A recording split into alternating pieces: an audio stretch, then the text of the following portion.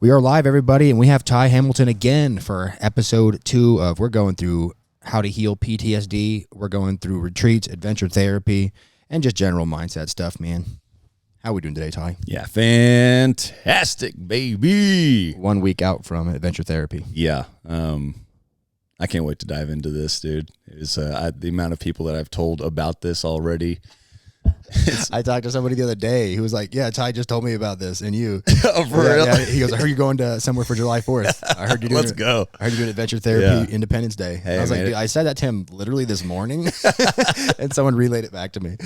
Yeah, man. When you're moving through authenticity, it's hard to hold that stuff in. It's like you see somebody and you just know, like, lock the eyes and we're gonna have some conversation. And what better thing to talk about than the healing process while we're also having fun? Yeah, it's excitement, and that's a good place to be if you're wanting to share about it, if you're wanting to legitimately just, get it out there. That's how I feel about it, because even I was somewhat of I wouldn't say I was a non-believer. Obviously, I organized the thing, so I believed, but it wasn't until you actually do it that it makes full sense, right? So, like, there's two kinds of confidence. One of them is, like, I'm just believing this was a gift given to me and I just feel like I can pull it off, which is nice. I love that one, you know what I mean? We're just getting after it. The second one is proven ability. So I had the first one, which was like, I feel like I can do this, but somewhere in your brain, but you haven't done it yet, and you finally pull that off. And for those of us, all those who don't know what we're talking about, explain what adventure therapy is, dude. Yeah, there was this. I get a call from Ben, and he's like, hey, man, I want to put together this network where we are putting together some like-minded individuals, and we're going out, have some fun, but at the same time, integrating some therapy, some modalities, working through some of our traumas. And for me, I'm a big fan of navigating that space in general, but I haven't ever done it in a environment where it's fun too. Like, I'm typically, it's like, oh, this is all work. We're putting in that shadow work. Let's do what we got to do. So it was intriguing nonetheless. So, I was all in until like a week or two later, you're like, we're going to New Mexico. I'm like, son of a bitch. Of course we're going to New Mexico. Right. Already had you reeled in. Yeah. So just to touch back on the previous podcast that we had, the number one trauma that I've experienced in my life thus far, just from an extreme standpoint, happened in New Mexico. And it happened on the way back from a snowboard trip. So the idea to host this adventure therapy as a snow ski trip in New Mexico, that I haven't visited that state ever since that happened, which was 12 years ago. Number one fear of my life right now. So the idea that we're going to just jump in and see how it goes, I think it was a testament to how much I trusted you. I wouldn't do that with just anybody. That's just not happening. So, I was still all in, and I was very curious at how that weekend would transpire. Yeah. And I certainly, on the way there, I was like going through it in my brain. I was like, oh. And then there's this last little part where we have to drive into New Mexico. And I was like, you wanted to take the wheel and drive back through after that, after experience. Last time you've been there, it was a horrific car crash, Mm-hmm. and then profound trauma. This time going back, epic experience, and is literally the equal opposite level of just connection and beautiful experience. So this is what I'm all about as a PTSD guy, and in my practice. So I knew what was unraveling before my eyes, and I was like, let's go. Whenever you bring profound gratitude and appreciation to those darkest of experiences and moments, it literally abolishes any level of, like, you can't even really call it like trauma anymore, right? Trauma is the perspective. Trauma is the sensation that this is bringing me down. When I flip it and it's actually something that brings me up, I'm not mad about it anymore, right? I'm legitimately thankful for it. And that was the case. We both had issues where we had lost our brothers to some capacity, and that's sort of the wavelength that we linked up on, right? And that moment happened for me too, right? So I got to see it happen in you, what had already happened to me. So, like, I'm not like carrying my wounds around about my younger brother. I did that for 20 years. Yeah. Right. For 25 years really. And I always it was always in my head. It was always in the back of my mind of like, dude, life's not cool. Life sucks, dude. the thing that you love the most is going to be taken away from you, in a horrific fashion, right in front of your face. And it's like, ugh, that's gross. It's just a terrible feeling. And it makes it really hard to trust life. It makes it really, really hard to do that. And, I had that profound moment where I was able to look back on my life. And when I was in like a moment of true ecstasy, I'm talking like I was actually happy for maybe the first time in my life. I was like 26 or 27. And I was meditating and like sort of going through my life with this perspective. And I was able to see that like that moment in particular was a defining moment. And I had viewed it in a way that made it like destroy me. I mean, was it bad? Like, absolutely. Yeah, it was leave a bad taste in your mouth, to say the least. But what it set me up for, I think that my little brother would agree with that sacrifice. I think that he would go along. I don't think he would change anything, because it put me in a situation that I was able to uplift everybody around me and my entire family, and that was a really coming to grips and coming to terms with God's plan or the universe's plan or whatever you want to call it. But man, when you feel that ball, that weight of trauma and fear that you feel in your chest, and you finally like it gets replaced with something equal, opposite, better. So like my shoulders are down and like I'm heavy, and all of a sudden I'm light and I'm spry. And I would say from the beginning of the trip to the end of the trip, got to see that for you. Walk me through it though. Yeah. This is something that nobody knew about, because my little brother and I, we always went on these snowboard trips, just us and a couple of friends. It was always a guy's trip. And so we were just like an hour in on this trip. And we stopped, grabbed some snacks, topped the tank off, and just prepare for the rest of the journey. And we're fixing to walk out of there, and I see you go to this hat rack and grab this blue velvet cowboy hat and throw it on. He's like, "What do you think, Ty?" And I'm like, "Yeah, absolutely, you should get that." And then 3 steps go, and you see this sunglass case and big old white sunglasses. You like puts them on. He's like, "What do you think?" I'm like, "Absolutely." But something profound happened in that goofy small moment that maybe not nobody knew about it, because this was some connection that I only had with my little brother. And every time that we'd go on these snowboard trips, specifically to New Mexico, he would always leave the convenience store wearing some goofy hat and sunglass setup, like everything. And so just an hour in on this trip, it already pulled down a lot of my defenses. Like I was like, you know what? I'm exactly where I'm supposed to be right now. I'm experiencing this. I was appreciated that I could recognize that moment and live in that moment. And I've had this conversation with you many times in the past, but you and my little brother have such similar energy and love, and I think that's why I gravitate to you as much as I do. But for that moment to happen in that exact time frame and what we were about to walk ourselves into was just like this moment of, it's going to be okay. Like no matter what happens in this trip, it's going to be okay. And so that kind of calmed me down. And then you took the first leg of the trip, and probably, I don't know, about an hour or so outside of New Mexico, and you asked me if I wanted to take the wheel, and of course, in my head, I'm like, motherfucker, look, of course you're going to do this to me right now. Right. You know what I mean? And, but at the same time, there's something inside of me that's like, it was like, this was supposed to happen. This is part of the process. I'm out here for a reason. And so, I took the wheel and drove across those state lines into New Mexico. And last time I was there, I got into a really bad rollover accident, and my brother died in my arms. So to step into that reality with people in the car too was a little nerve-wracking. But honestly, your wife, my wife, everybody, really everyone I care about right now in my life that's helping me through this journey is in this car with me right now. And pressure's on. Yeah, pressure's big time on. And I need to step up is what it felt like. And honestly, when we crossed those lines, it was like nothing.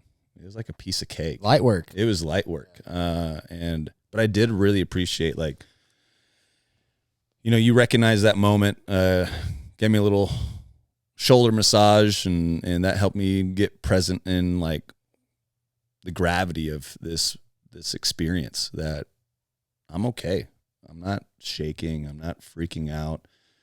In fact, I'm excited about what this experience is going to unfold. And by the time we get to the cabin / castle, I mean, this is a monster place, like 8,000 square foot, just huge, beautiful, 20-foot plus ceilings. I mean, just gorgeous place. Statues. Yeah. 7-person hot tub. Never seen anything. It was beautiful. It was beautiful. Right smack dab in the mountains. And as soon as we opened that door, it was like, man, I'm supposed to be here. Like, this is about to be quite the experience. And, you know, we start meeting everybody. Everything feels very normal. Like, everyone's not like holding back. It felt nice. No walls were up.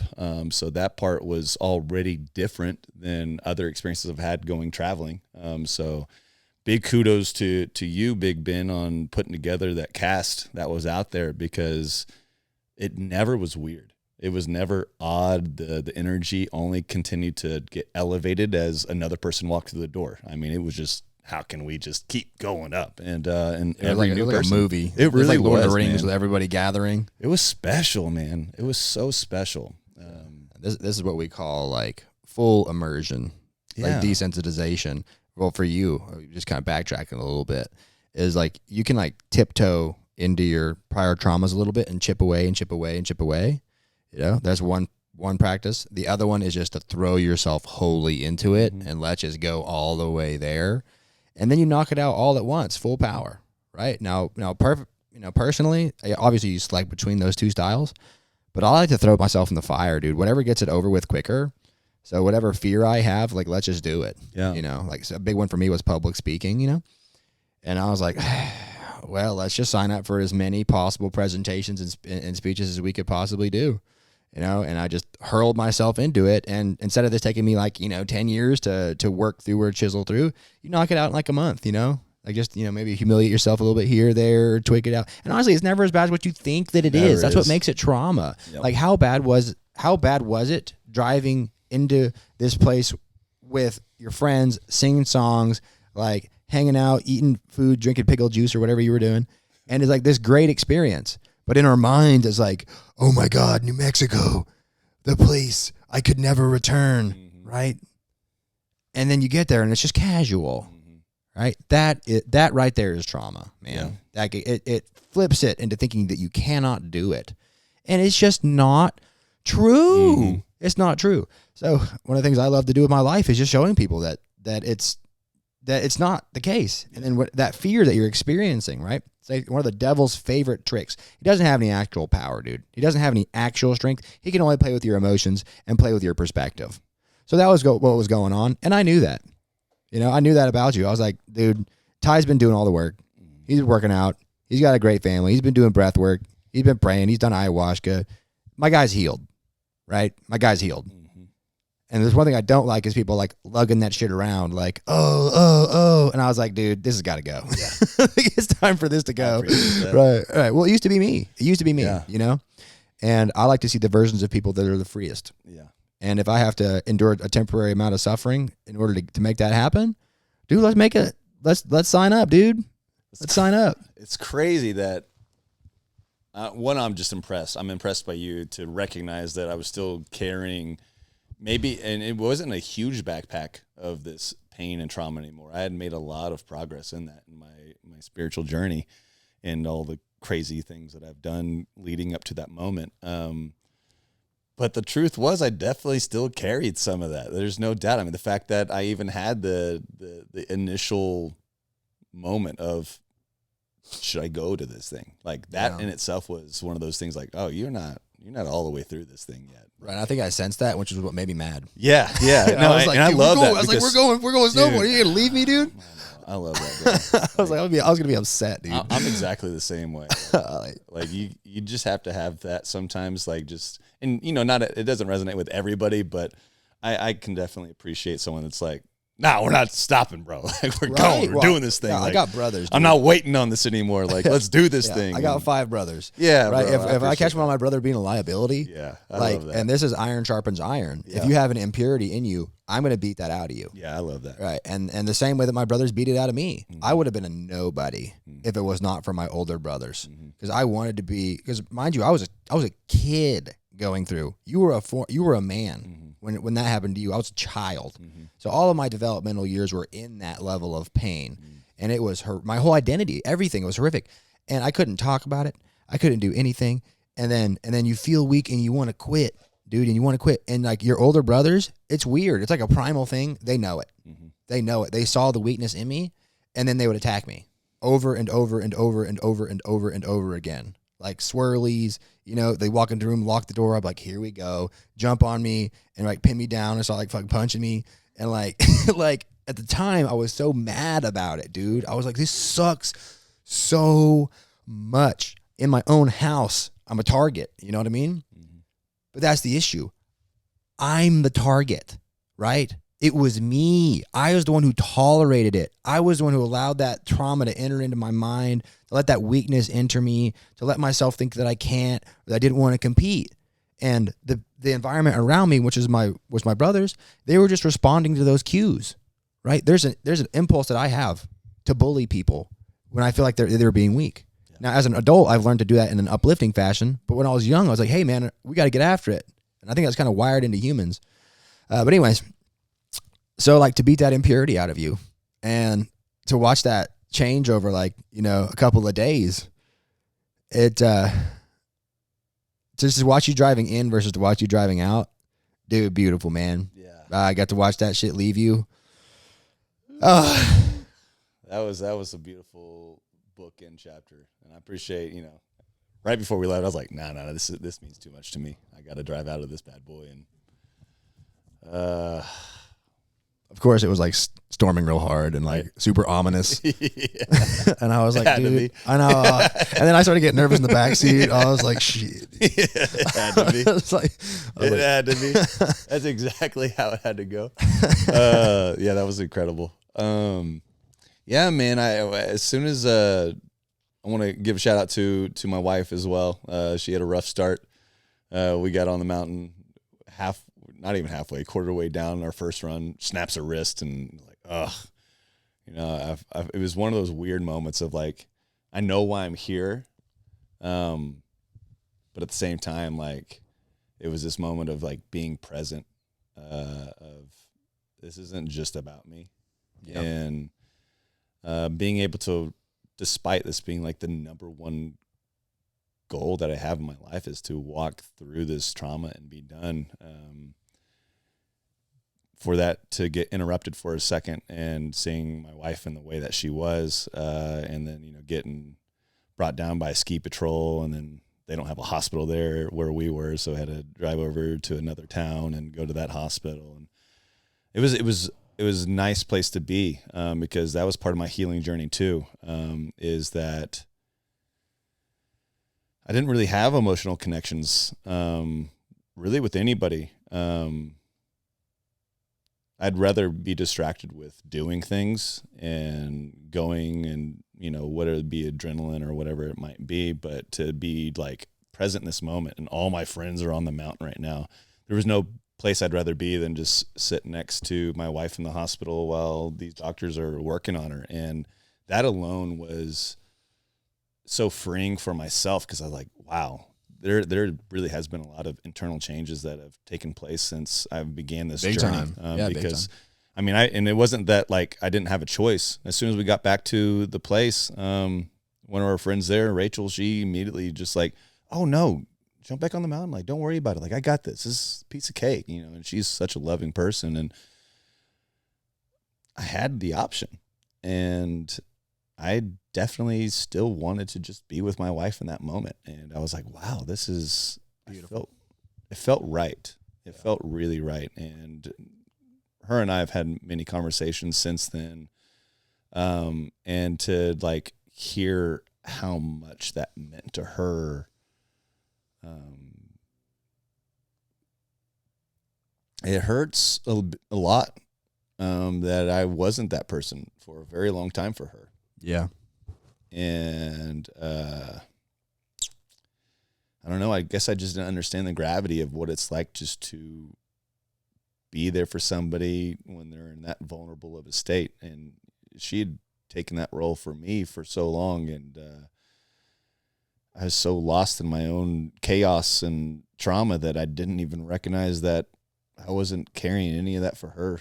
And that was a really tough pill to swallow. But at the same time, I'm grateful to throw that shit away too. And move forward into this new future of what we're building right now together. So I had to jump completely off track, but that was such a big, profound moment for me on this trip that I wasn't even seeking. I mean, obviously none of us were like, Crystal's going to break her wrist on the first day. You know what I mean? Like that was not part of the narrative. Was it, Ben? Was it? Honestly, I knew going into it. So like, shut the fuck up. I said somebody's gonna go down. I said between 13 people who, and half of them are beginners, and half of this mountain is ice. Yeah, that's fair. I said somebody's going down. Yeah, that's fair. Because like in my brain, like my doctor brain went off for like wait a minute, started calculating all of the risks, and I was like, oh my god, there's kind of a lot. There's kind of a lot. So I was fully ready for that, and this is actually part of adventure therapy. I knew it. I said, there's no way to avoid it. If you're doing cool stuff with your life, happy people take risks, Ty. Yeah. Happy people take risks. You took a risk, a big one, going out there with your wife up there on a mountain. And part of that is to know that, like, in order to win, you have to shoot the ball. Yeah.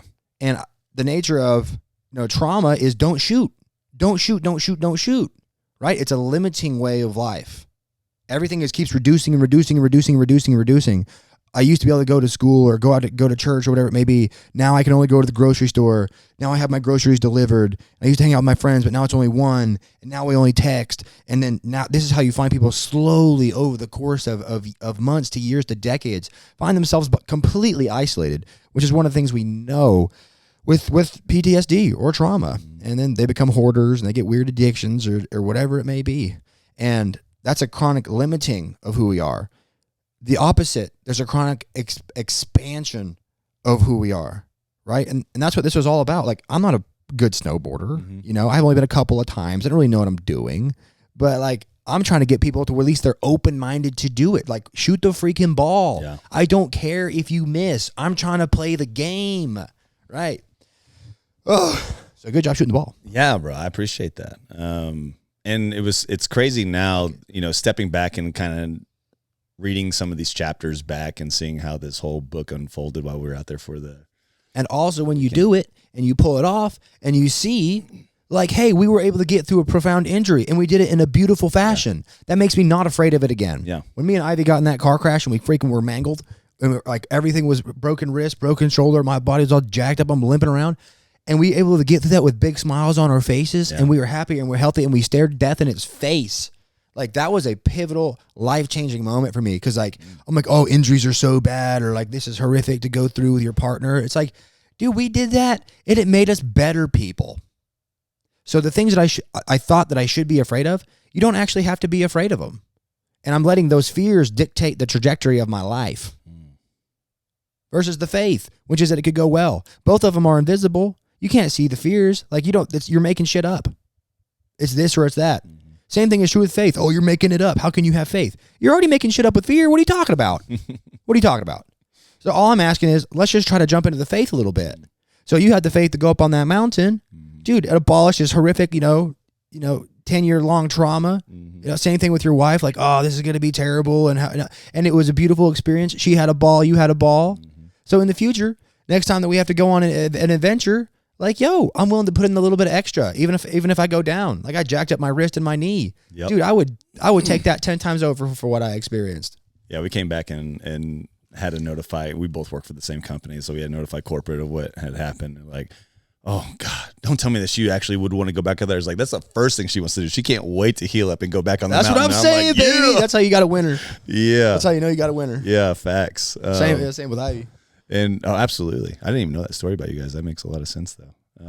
Profound moment in our relationship. Yeah, I can only imagine. almost dying with your partner, Yeah. I recommend everybody does that. I mean, I don't like wish it on anybody, but like it was a profound moment in our lives. Yeah. It makes you truly appreciate. Sure. And I think if it would have happened to you in your relationship earlier, it literally changes things because you take people for granted. You don't even know, what the depths of them are like or what you're even like.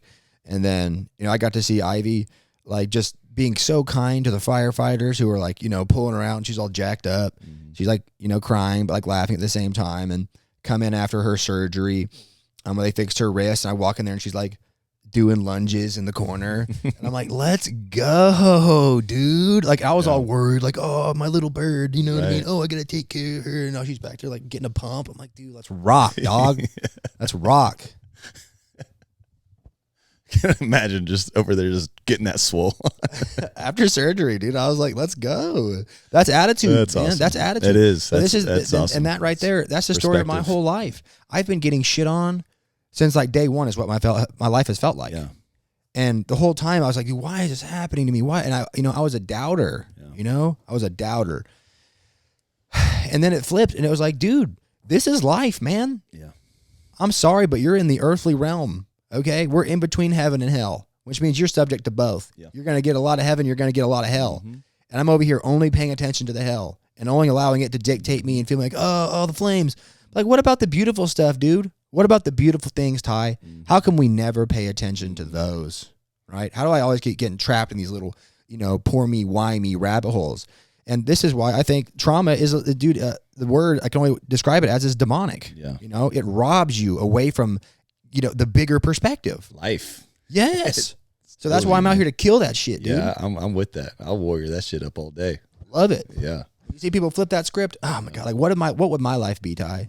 What if I was part of the problem and not part of the solution? You'd be numb as hell. We wouldn't be talking. No. I'd be obese. Yep. You know what I mean? Yep. I would be probably in a trailer banging meth. Yep. Don't do meth. That's one of the big, I think, notes that we want to put on this podcast, right? Is stay away from meth. Yeah. Right. and binge eating and overeating. Yeah. Those That's are, all those meth. Are, those are drugs too. Yeah. Yeah. So yeah, it was crazy looking back at, how this transpired. Wife gets injured in the very first day, and we actually, I don't know how we got our days wrong, but we thought we were a day shorter on the trip than what we were. So we actually kind of gained a day too, without us knowing about it. But the truth is, if she were to be healthy the entire trip, a few things would not have happened. One is, I would have been on the mountain with her the entire time. There have been probably a few times where she went with another group or so, but for the most part, I'm going to be a part of it. And her being more novice, that just means like I'm going to titrate some of the craziness that I'm going to do on the mountain. You had to dial it down a little bit. For sure. And I was happy to, but because she's now been removed from the equation, she's going on her own little adventures, which was incredible. She went on this crazy ass like mile-plus hike in the mountains with the girls while she's got this, her arms up in a little pseudo cast and in a sling, and she's like, "Yeah, let's do it. Let's go do this stuff. I'm gonna go hug some trees and fight some wolves." And all these girls coming and banding together doing that stuff is like. We've had that conversation since we got back too. It's like that was a huge therapeutic moment for her too. Trauma of like just her hanging out with other women and not feeling like there was alternative plans for what they're doing together. We definitely need to highlight that. I didn't realize it was so hard for girls out here. No idea, dude. To hear them share was absolutely incredible. There's so much toxicity. This would have never happened if you didn't break your wrist. Like the fact that we started building those numbers up, like Chris was not on the mountain. Rachel wasn't going to go on the mountain. Then Ivy's like, I want to go try this thing out. Lene's, I'm kind of got beat up from the skis the first day. I want to go do one of these things. And all of them get together and just do this together it's exactly how this trip was supposed to happen. Yeah. That was not planned. It naturally unfolded, and people just kind of listened to their bodies and to their minds and their souls and their hearts to like, this is what I'm going to go do. And that's how the whole trip went. Yeah. A lot of the stuff, You know, we've had this conversation. We were like, we're not organized. This was an ADHD. I'm curious how this is going to work out. This was an ADHD trip. But it flowed, But man. it went perfect. It flowed. I don't like the overstructuring. It was beautiful. You know, we had to open the room. It truly was beautiful. Right, and this is one of the things is people try to control everything. That hyper intellectual desire for control, and I want it my way. That's the archetype of Satan, right? I want it control. I want it my way so bad that I'm going to try to overthrow literal God and reality. It didn't feel like a classroom. It didn't feel like a job. It was life, man. Life with the unplanned is like when we were kids again. You know, that's also why these 4 days lasted as long as it is. And in my felt like a lifetime. Yeah, my perspective and theory on the whole thing is the reason why time speeds up as we get older. Time hasn't changed at all. So what's really changed? It's our perspective of time. Yeah. But why is that? I'm always short on it. I'm always short on it. Where's it at? Exactly. You know? Well, one thing that's massively different from a kid to being an adult is we get into these adult routines, and we wake up, we make our breakfast, we have our coffee, we go to work, we come back, we do the gym, we come back, maybe we got a couple of hours, probably watch social media, doom scroll a little bit, get on Netflix, maybe you got 30 minutes to talk with your spouse. Oh, now it's time to go to bed. And that's not even if you have kids. Like you had kids in that, then all of that's gone. So your days just click, click, click, click. The mundane exactly. cycle. But when we can walk away from routine and just let life do what it's going to do and let it unfold, there's a reason why when we were children, it's like, I didn't know what I was doing when I woke up that day. But dang, I went down to the creek, met some other kids in the neighborhood. Crawdad fishing. You know what I'm saying? And then all of a sudden that one day feels like a week time or 2 weeks or a month as it is as an adult.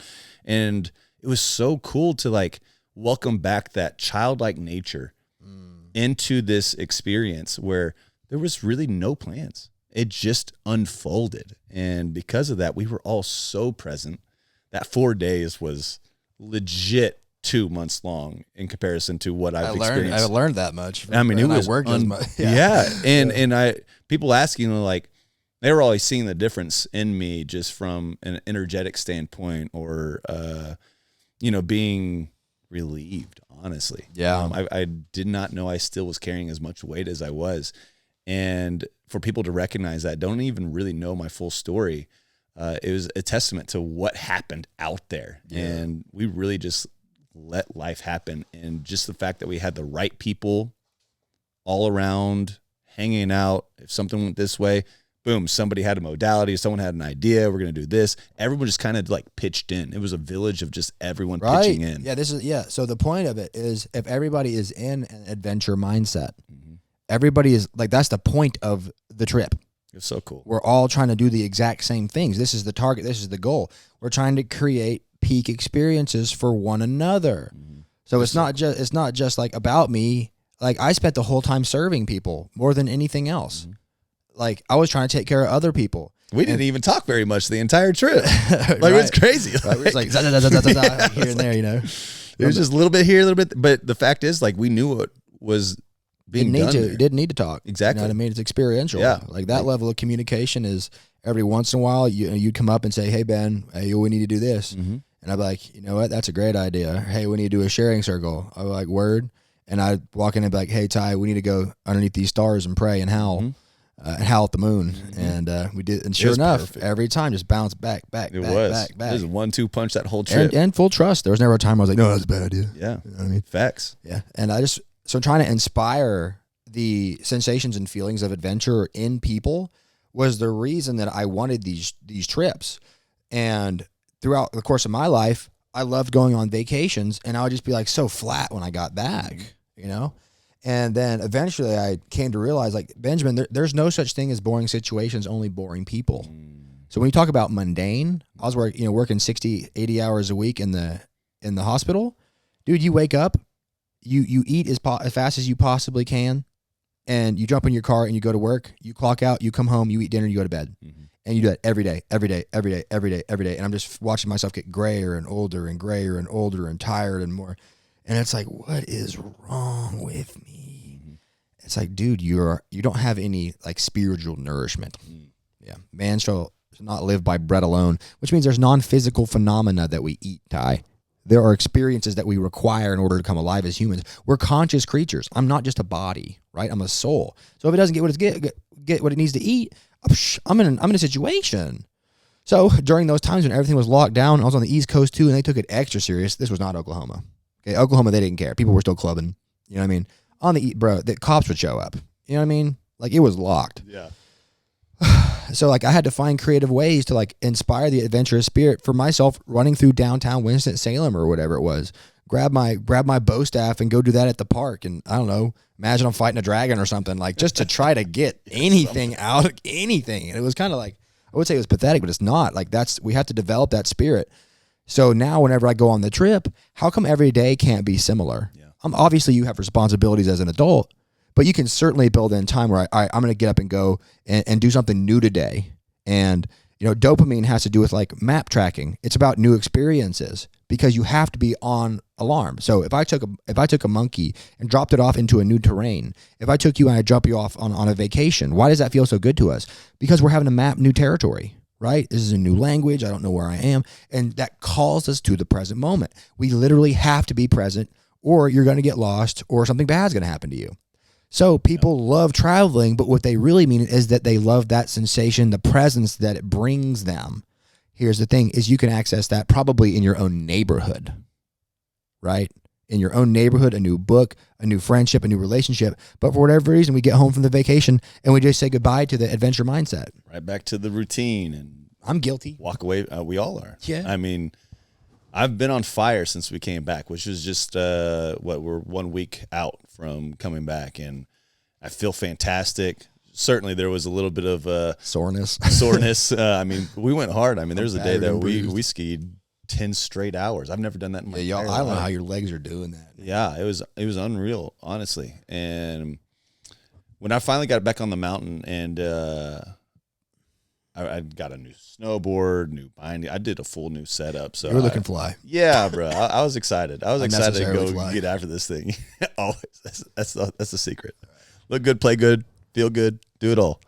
And so getting on the mountain and just attacking it was so fun. A lot of people, everyone on this trip had no idea how I really snowboard. I'm more of a timid, like casual, like to hang out and look at the scenery and everything. And I really thought, just because I've been on this healing journey, the reason why I would go harder and faster, and partly is true, is that I was tired of living reserved. I was ready to just like go and experience, and like, why am I holding myself back type of thing. But as this trip continued to unfold, I found myself just like wanting to go harder and faster and faster and faster. And I didn't quite make the correlation until a little bit later, but probably halfway through the first day, I don't know how many runs I had done. And Troy, shout out to Troy and Matt. We did a lot of runs together and made incredible bonds throughout that trip. And it just so happens my little brother's name's Matt as well. And we were just having just one hell of a time. And we had a small break. I'm sitting at the base of the mountain and I'm just like taking it in. Like, it feels great to be here. It feels good to like enjoy this moment and not feel like trauma's trying to hold me back or not get to experience all of the love and joy and fun that I'm having right now. Like, I was having all of it, and being able to be present and recognize that all of this was happening was such a gift. One thing that my little brother always would do to me in similar moments like this is he would fuck with me by playing loud ass country music. He knew at the time that I hated country music. But the truth is, as much as I hated the country music, I loved watching him embrace it and just act all goofy when he played his favorite songs. And so it never hurt me that much because I got to see him just be who he was. But as I was taking in this moment, this loud ass country song just starts blaring behind me. And I'm like, oh, of course. And I'm just like letting it roll over me. And I'm sitting there with another one of our friends, Ruben, and it just, the emotions start coming in, making all the connections. And, the gist of this song was like, this is how I love you. And I realized in that moment, like, I'm going to live this entire trip 100% intention. Like, I was having a lot of fun, but I'm going to intentionally have fun the way my brother like to have fun. And the way that dude snowboarded was crazy aggressive. I'm talking, he would just put his board and just angle it straight at the bottom of the base and just straight line a mountain. And I never understood like how he's able to do that, because I'd always catch an edge or whatever. Yeah. I was like, I don't know how you even do that. Like, that's crazy. But honestly, as the day progressed, I found myself like my turns got tighter and tighter and tighter. And all of a sudden I'm like, I don't know. I kind of want to know what this straight lining thing is. Don't do this, by the way. They frown upon it at these mountain places. But when it was open, I took a chance and I started straight lining down this mountain, and I felt so alive. I mean, the adrenaline was pumping. I was completely in tune, just like so much that I found myself just like finding like the steepest part of the mountain and just like kept on hitting it, da, da, da, da. And I even grabbed a couple of the boys that were with us, 14 and 19-year-old. And they're out there. They're more of the tricksters doing all the jumps and all this crazy stuff that I have no business ever trying, but I love watching it happen. And I reach out to them like, hey, we got to just try this with me. See what you think. And we start flying down there, and one of the kiddos he's got this little barometer of measuring how fast we're going on his phone. And we hit 50 miles an hour flying down this crazy, dude. And I'm like, wow. I felt like we were moving, but I didn't know it was like that. 50. Just go after it. We go through that entire day. We end up doing a night ski too. First ever night ski I've ever done. Me, Troy, and man, that sunset, dude was beautiful, magical. Getting up on there on top of the mountain and seeing that, and just like, oh yeah, we're about to just take this thing out. And that part itself was spiritual. I mean, it was to watch like God's land look that gorgeous and also have fun while we're enjoying everything that has been created for us. Yeah, experience. Bro, it was as peaked as it could be. And the following day, I couldn't even move, but it was all muscular. It was like in a good way. I was like, okay, yeah, we killed it. Like my body's letting me know, and we come into the living room, and I think it was Troy or Matt or somebody brought up like, hey, I want to try out these animal movements. And I've never even heard of that. I've done a lot of goofy stuff in my time, but animal movements, what is that? And so he starts walking through these different poses, and we're walking like a bear or hopping like a frog, and felt a little goofy at the time. But one thing that I loved about this whole group is like no one cared what they looked like. It was like, like there's an intention behind this. Let me try this thing. So, I'm flexing on my wrists that are really hurt right now. I definitely jammed my wrist on one of the wipeouts, and so like to put pressure on it, I was like, ugh, everything inside of me was telling me to pull back, but I was like, no, like I want to do this whole modality. So we did it. Then he showed me this stomach massage that you can do. My stomach was a little bit upset on this trip too. And started doing this massage. I mean, within 15, 20 minutes of doing these two modalities, 95% of my symptoms were completely gone. I was like, what is happening? Like Master Matt back at the home, I'm throwing full ibuprofen and just dealing with it. Like, all right, go beat this body up some more. Like I can't slow down. Like I got work to do. Like I have to do this. So literally I just medicate and go. But I spent 15 minutes doing this thing, and all my symptoms were gone. And not just for a little bit, they were gone for the entire day. Yeah. And my whole mentality changed. I'm amped. I'm like, oh shit, we're going again. And so we full day to the next day. I mean, we full day that entire time, and maybe took a 30-minute break to grab a bite. I was like, no, we're doing protein bars this time. Like we ain't stopping for lunch. Like we're going. Like we're going. And so that's what we ended up doing. We just crushed the entire day. And again, like I'm recognizing the intention behind this trip. Like I'm here to like really heal from this trauma, and like I'm meditating on it while we're on the lift. All three of us are on the lift for a second, and just like I'm having this moment like, oh my God, the reason why I'm straight lining this board is because this is how my brother snowboarded. Like this is potentially a way that I could connect. Like I want to try this and really like intentionally do it, not just for the adrenaline portion, but like this is what he loved doing. I wonder how I can connect even more with that. And like I look up and I see what lift we're on, and I had Troy take a picture of it too. Of course, we're on the ski lift number 22. I was there for that. Yeah, bro. Yeah, it's me, you, and Troy. And I got that tattooed on me. It's my brother's memorial number. It's his favorite number. And I was like, yeah, this is it.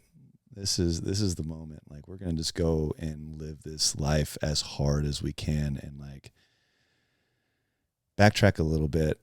The thing that sparked my spiritual journey is, and I talked a little bit about it on the last podcast, is I accidentally went into my ever first vision with cannabis, and I found myself in this crazy tunnel that's just warp speed, just flying.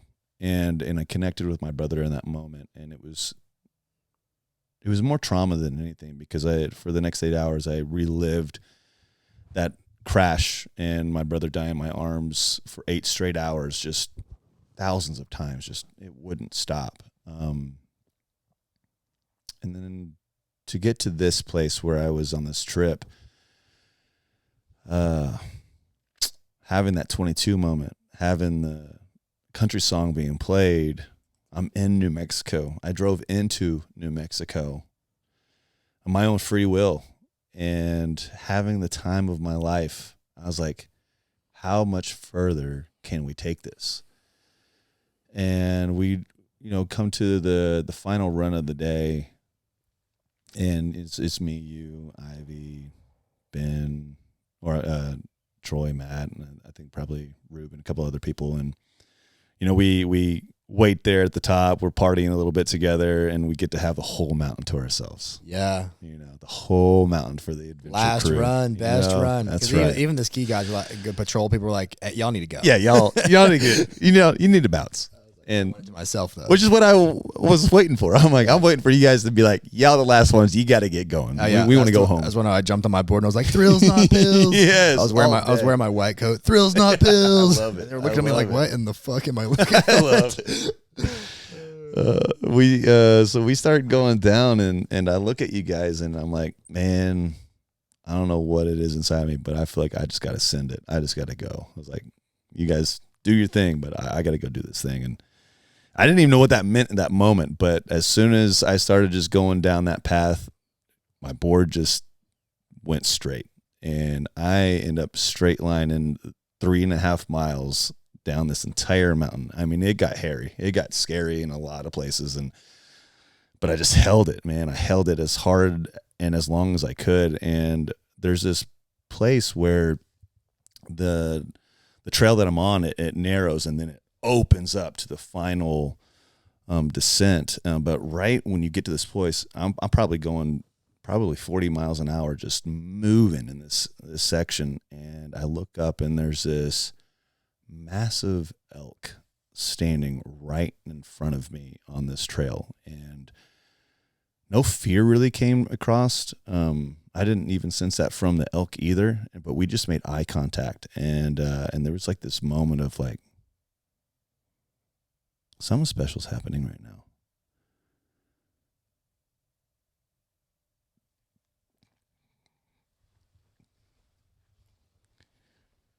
I knew something big was about to take place. And I didn't put the brakes on. I just went right at this elk, and the elk just took a couple steps to the left and let me pass by, and that itself was magical. I was like, what just happened there? That was something different. And I'm flying through there, and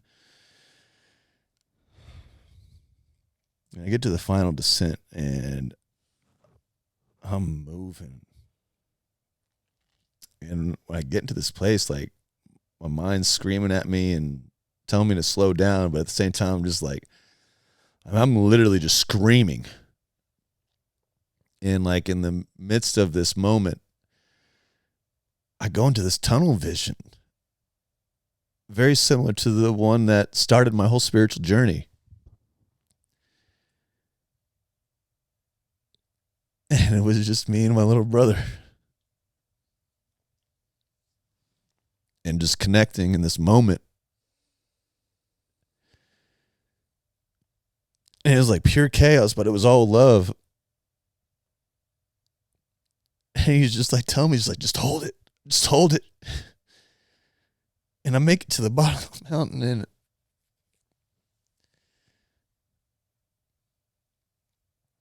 I couldn't believe what just transpired. And we go inside into the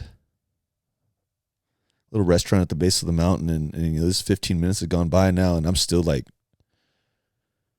running through this adrenaline and trying to comprehend what just took place. And I start talking to Matt for a little bit, and he starts telling me about the day and how he just like, everyone just gave him the permission to just go all out this weekend. And he's telling me like these jumps that he did, and I'm like, and he like gets 10 feet of air. I'm like, dude, have you ever done something like that? He's like, never in my life, dude. Like, it's just like everyone was just like going full maxed out. It's just like I had to do it, and it inspired me to tell him what just happened. And I started telling him, and I started going to tunnel vision while I'm talking to him. And in the middle of this restaurant, I'm screaming at the top of my lungs. Like, man, I was there, man. I was there. I was there. And Matt he just got up out of his seat immediately and just came over to me and gave me this big hug. And it was just like,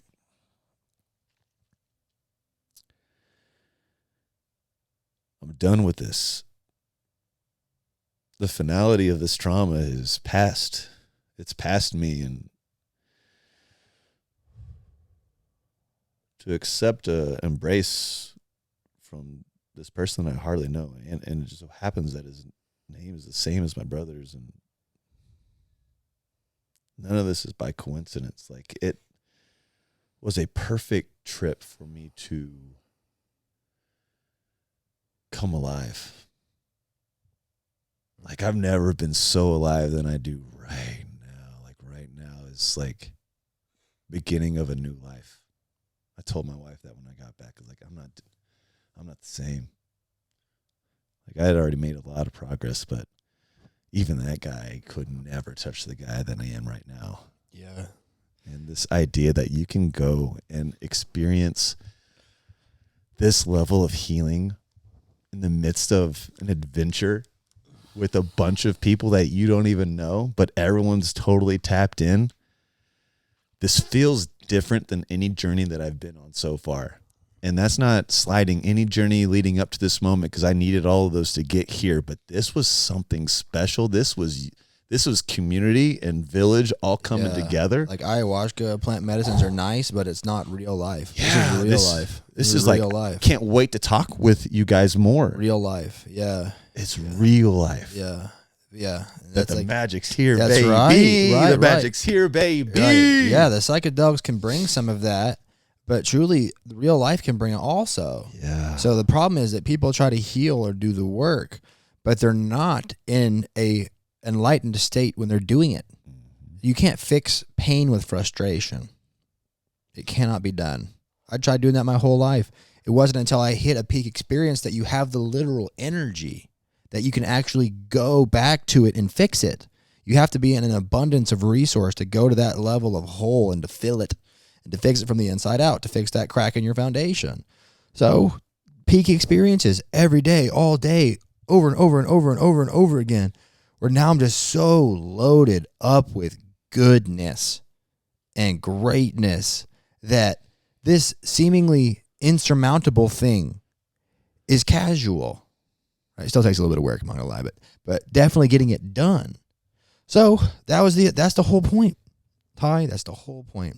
Give people the energy they need to do all this stuff, and everybody was having these breakthroughs. Everybody was. Every if I sat down, everybody that went, everybody have a story just like Ty's. Mm-hmm. Yeah, it was remarkable. I mean, the most magical 4 days of my life to see people just open up. I mean, having those community moments where we're all sitting around the table and sharing life and laughing so hard, crying. Gosh, I was just yeah. I was working some comedy bits. It was good stuff. Yeah, man. It's just it was just this moment of like, we can keep doing this. This is sustainable. That's the other thing. This is sustainable. This is not, plant medicine every day of your life, like not sustainable. You can fracture your mind doing something like that because eventually you're not moving through or with intention. You're just doing to do. Escapism sometimes. That's it. And here, like with this type of family that you create, there's nothing you can't do in this world that you won't be able to find some enjoyment out of. Like everyone there, even despite what little miniature journeys that we were on throughout that whole trip, somebody was able to inspire another person. And there's like, let's keep having fun. Right. Let's have fun in this tough moments. Yeah, everyone's filling in the gaps for everybody else. That's what I was saying. Like whenever Troy was teaching us, he was like, try not to flatten your board out so much and just kind of lean back and forth and ride the carve. And he didn't have to say that? And as soon as he didn't. Because honestly, guys, you know, we get weird about taking advice, exactly. You know, over coaching, but we were super open to it.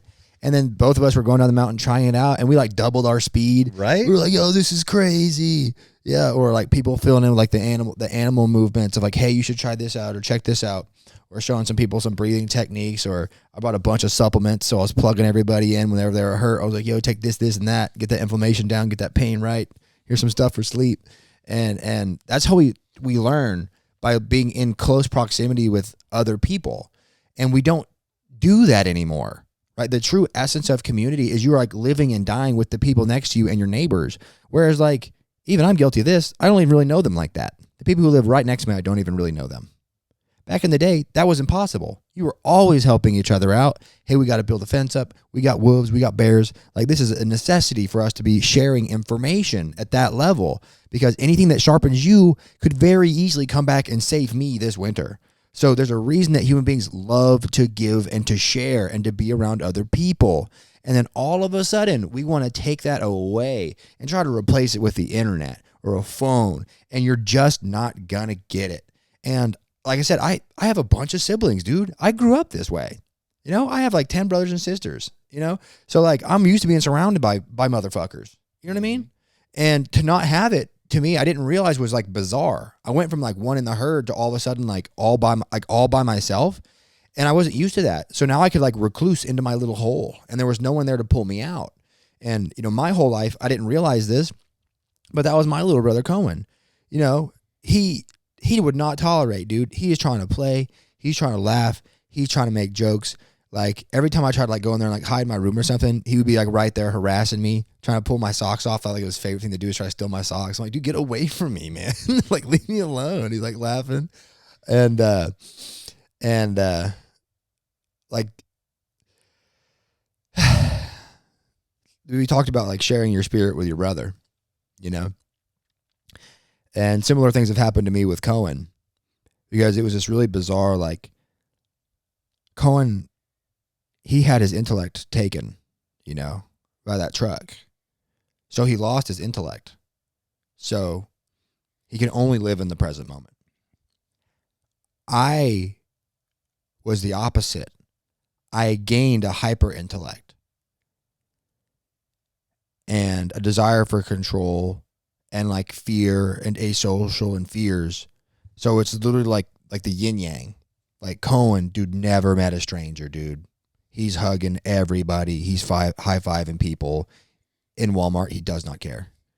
And when I was young, I hated it, dude. I hated it. I was like, bro, I'm not trying to do this right now. Let's get out of this Foot Locker.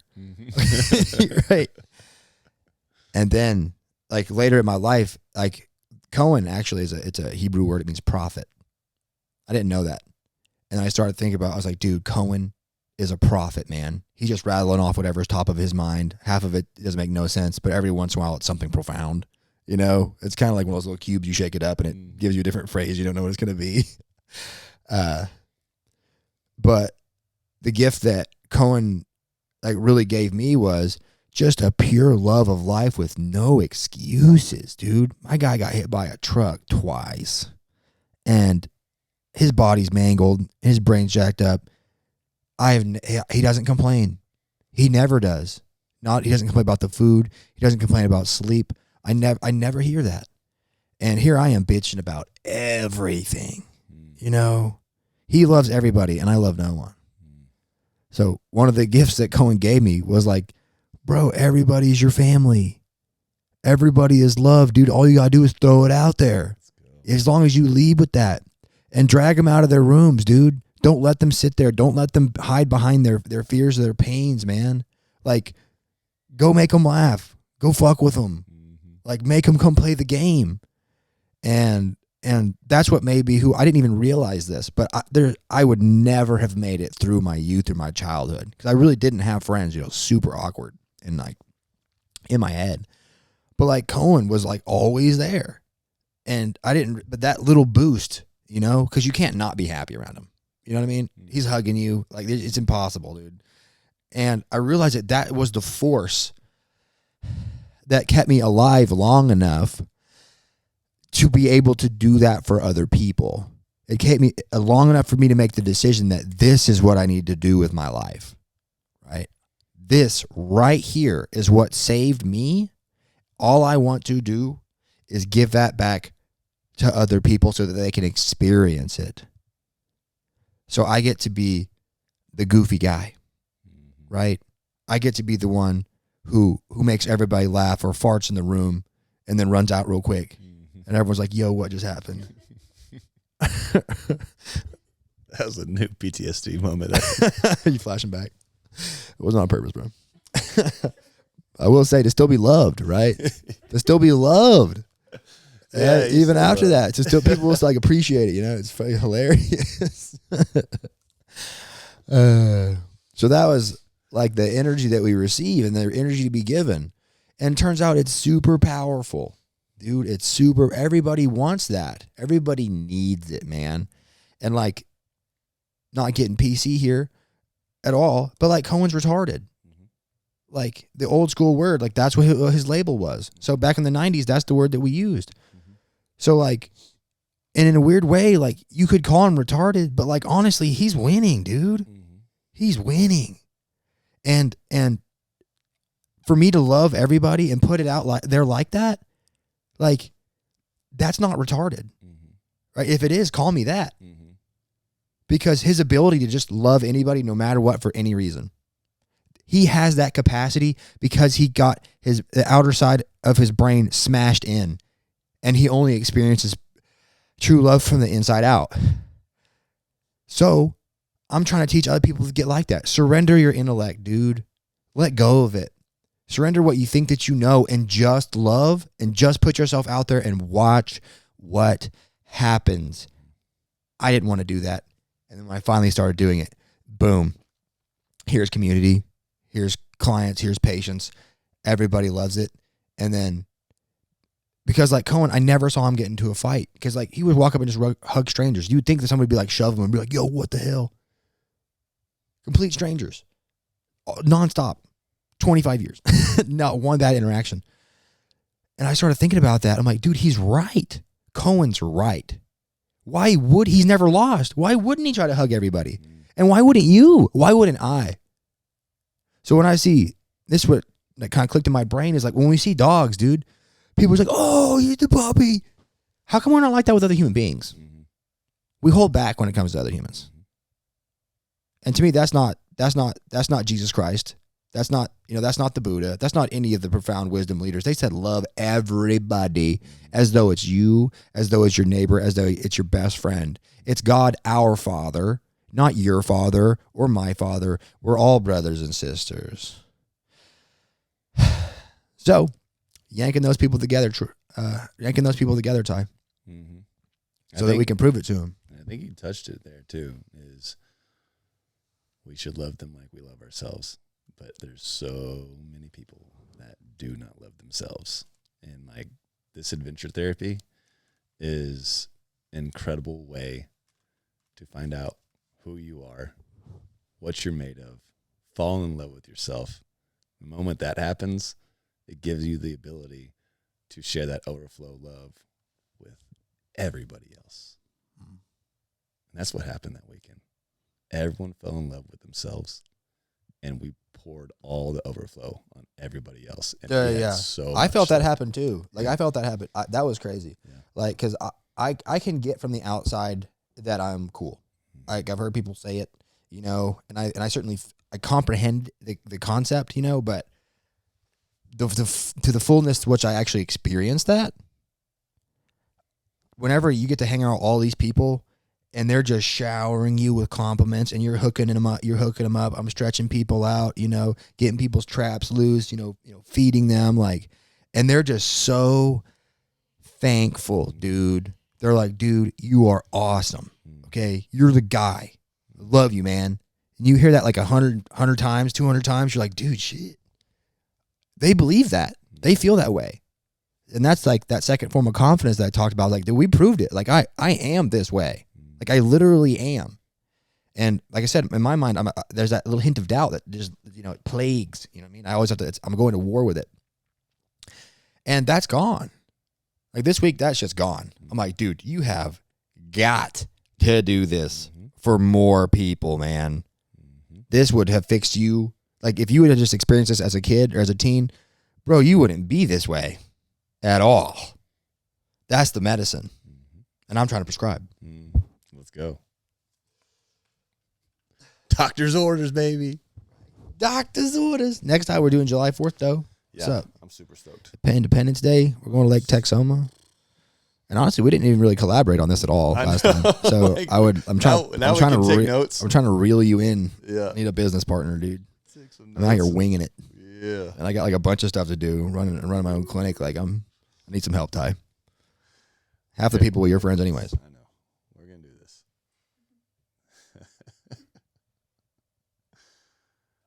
Love you, brother. Love you too, man. It's been a good journey. It's been the best. Yeah. And I guess we'll sort of close out. Y'all are awesome. Keep doing what y'all doing.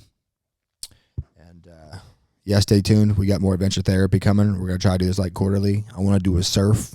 I want to do a scuba in combination on the beach.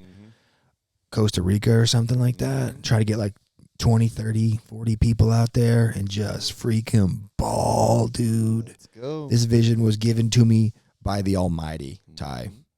Like I said, I risked it to get the biscuit with this trip. I spent a bunch of money. Right? Yeah. You burn before you earn, dog. Alex Hermosi said that. He goes, whenever you first start doing what you do, you're going to burn before you earn. Because a lot of people are hesitant to start new things, especially in the entrepreneurial space or even the giving back space or the love space or the self-healing space. Like, I'm sorry, man, but on the front of this, you're not going to get immediate rewards. It's not going to happen. You're going to burn. Yeah. And that's sort of like the price to pay. Are you willing to do it? Is it worth it? And I remember that day, me and Ivy were sitting there, and I had my button over the cursor, and it's $10,000 for this cabin. And I'm like, I've never spent $10,000 in a singular setting. Yeah. I've never done it. Right? $10,000, I could live on that for forever. Like that'd have been like how much money I made from like 0 to 25. You know what I mean? And throw it in there on just on a vision or a hope or a dream. And I didn't really have the money either. Like this is on credit, dog. Best money I can't even begin to even think about that. I can't even like that. The fact that you even thought about that, man, put those chips down, brother, invest. Like it's going to happen. It's going to happen. And that, my friend, is faith operating on what we cannot see. But I believe, baby. It happened. Looking forward to more, Ty. Me too. Any closing words? Don't give up on trauma. Oh yeah. Also proud of you for getting the let out, man. Yeah. That's how I felt about it. Yeah. I if I could say one thing, one for sure note that I've experienced on every one of my journeys I've been on is whatever that dark moment is in your life, whatever's telling you to run away from it, I can promise you from personal experience that you are reading that compass backwards, that you run into that hell. Because what happens is when we run into that hell, we realize the hell that we've been living in this entire time. We walk through the fires. We recognize real quickly that there is no monster there waiting for us. And in fact, the only thing that was waiting for us was our heaven right now. And I experienced that on this trip. I walked right into my hell just to find out it was my heaven. Amen, brother. Let's go. Let's go. No more damaged. Let's go. Right? No more heal. No more heal. You're healed, Ty. Ty, I'm gonna speak this prophecy over you right now. You're healed, brother. I know. There's no wounds to be licked. I know. And the same thing happened to me. I woke up one day and I said, Benjamin, your body feels great. Your mind is clear. Your spirit is good. You're not broken. Yep. You're not anymore. Yep. So now we're talking gas pedals. Yeah, buddy. No brakes, baby. Let's go. Yeet. Later, y'all.